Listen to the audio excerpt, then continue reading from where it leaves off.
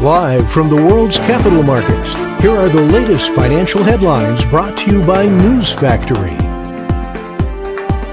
Hello and welcome to Wednesday's financial news. Stay with us for more market headlines. The dollar-yen pair gained 0.6% in the last session. The ultimate oscillator is giving a positive signal. The Bitcoin-dollar pair rose 1.2% in the last session, after gaining as much as 2% during the session. The Williams indicator indicates an overbought market. The gold dropped 0.5% against the dollar in the last session. The MACD is giving a positive signal.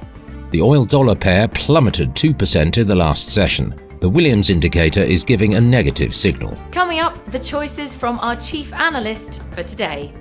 Oil prices extended gains after the EU agreed to slash oil imports from Russia, fueling worries of a tighter market already strained for supply amid rising demand ahead of the peak US and European summer driving season. The British pound fell against the US dollar, wrapping up 5 months of straight losses for the currency as Britain's murky growth outlook and uncertain interest rate trajectory continues to weigh on sentiment. A senior official from the Central Bank of the Russian Federation said it is open to using Bitcoin and other cryptocurrencies for international payments.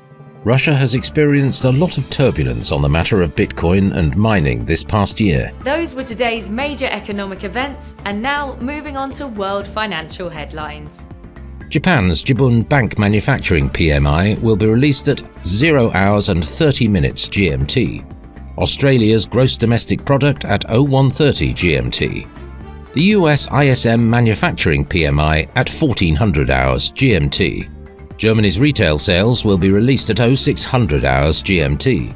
The Dutch Market Manufacturing PMI at 0700 hours GMT. Japan's foreign bond investment at 2350 GMT. We hope that you've enjoyed Wednesday's market outlook.